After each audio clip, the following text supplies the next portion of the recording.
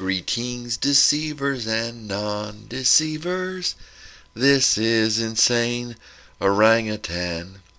There I am in my hair. Somebody commented I had a lot of arm hair, so I thought this orangutan might represent me.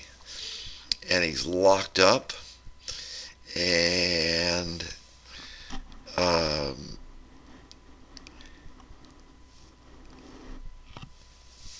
he's a representation of me, my little mascot.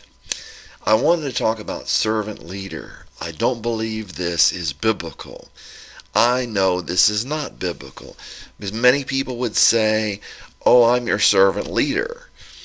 And Jesus did not say that. And this goes along with pastors too. Pastors are not to be leaders.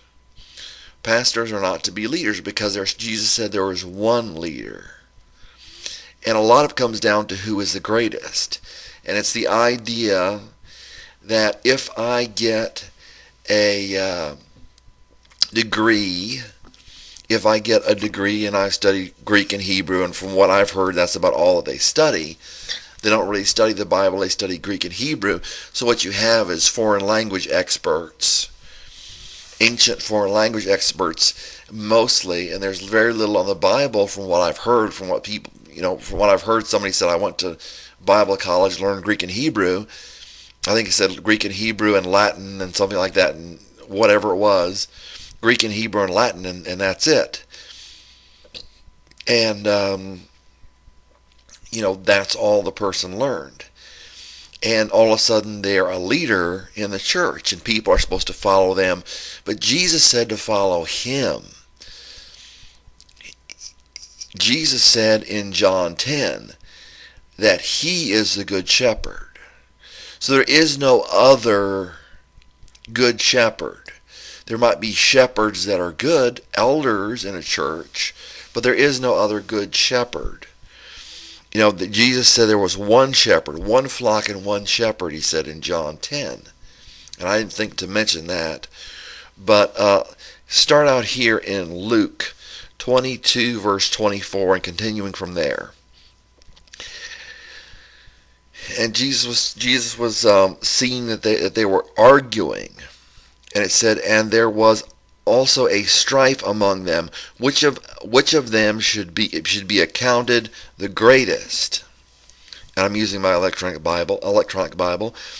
And he said unto them, the kings of the nations exercise lordship over them, and they that exercise authority upon them are called benefactors.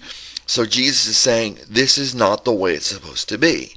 The nations do this, not God's people.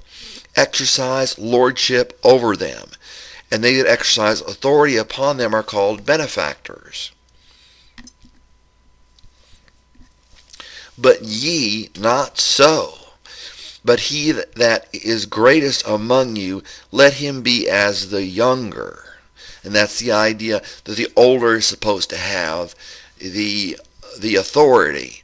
The older is supposed to have the authority, and it says, let him be as the younger, and he that is chief as he that doth serve. He that does serve, a servant, not someone that takes authority over people because they're supposed to be serving. A man might teach a Bible study, but he expects the wife to be serving. That is not the way it's supposed to be in Christ. For whether greater, he that sitteth at meat or he that serveth. Now it just said this here. As he that doth serve. And he says, for whether greater, he that sitteth at meat or he that serveth, not he that sitteth at meat. But I am among you as he that serveth. This is the King James. Ye are they which have continued with me in my temptations. I'll go to 2 Corinthians.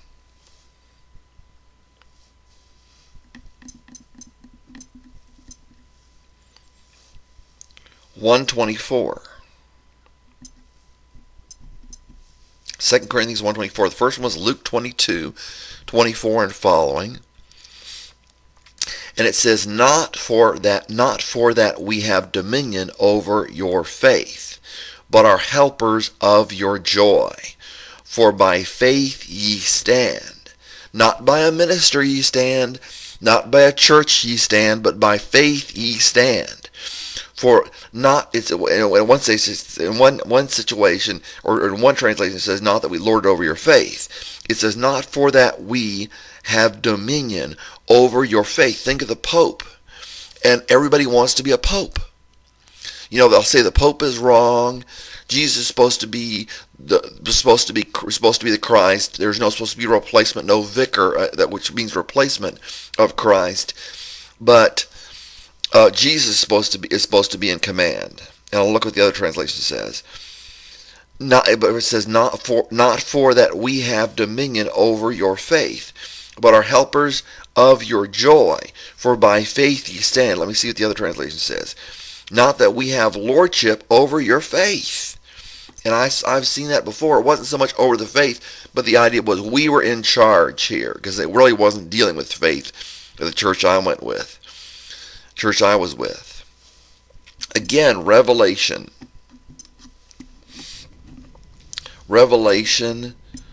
2, verse 6.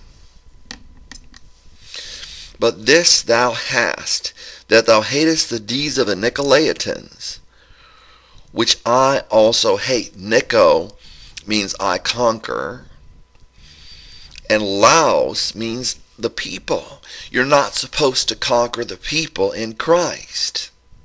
It's against what God had taught. Nico means I conquer. Very clear what Nico means. Greeks would call themselves Nikki or Nick. There's a movie called My Greek Wedding, and everybody was named Nicky or Nick in his family. It was funny. But Nico means I conquer. That's why people that were in power were called Nicholas, which clearly comes from Nikolaos, which means conquer the people, which I also hate. And then it says in verse 15 of Revelation 2, so hast thou also them that hold to the doctrine of the Nicolaitans, which thing I hate. And let's go to Matthew.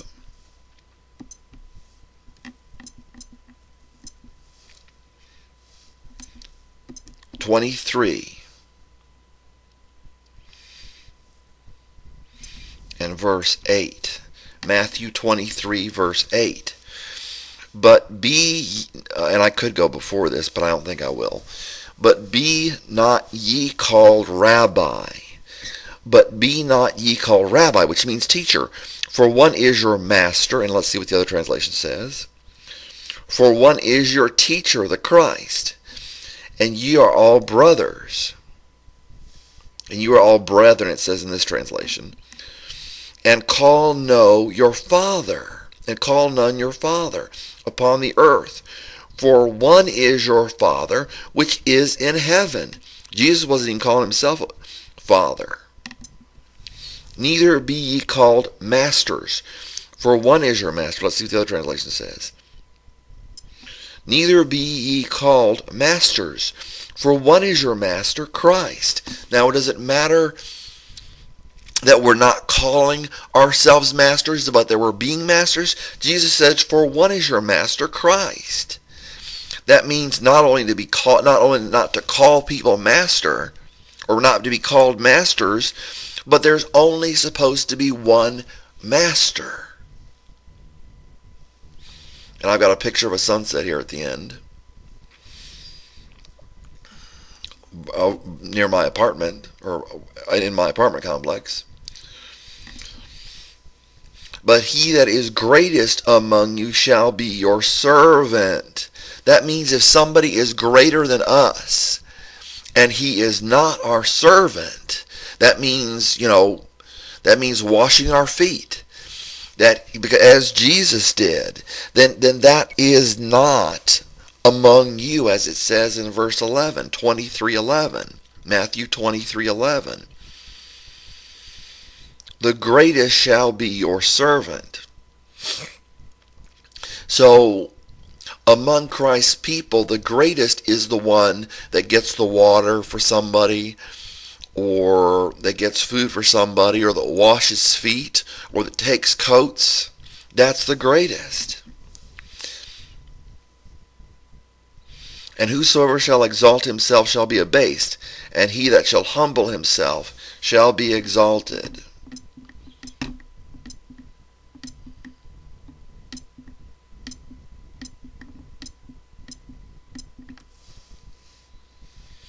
Anyway, one translation said, leader. You shall not be called leaders.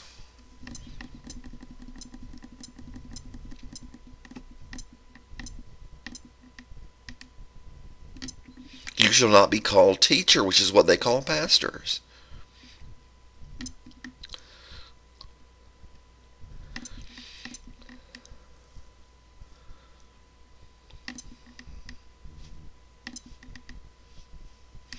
Neither shall be called masters. Let's see what the other translation says.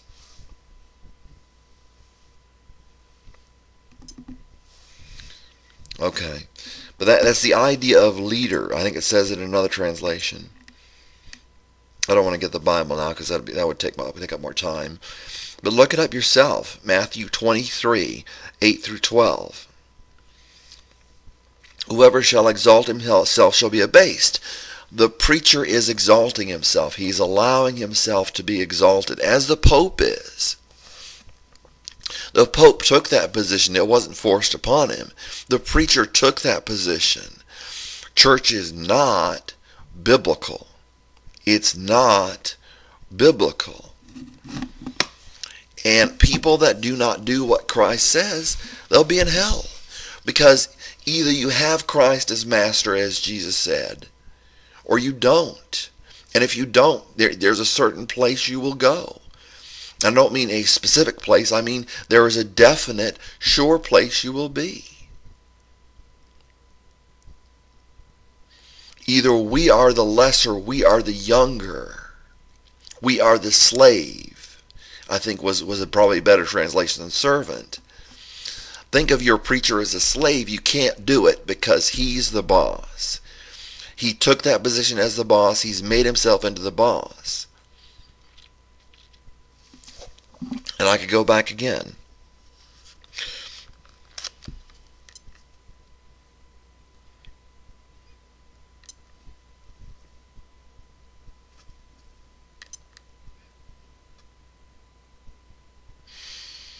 But he that is greatest among you shall be your servant. And whoever shall exalt himself, a pastor or a preacher, shall be abased, and he that shall humble himself shall be exalted. God bless you.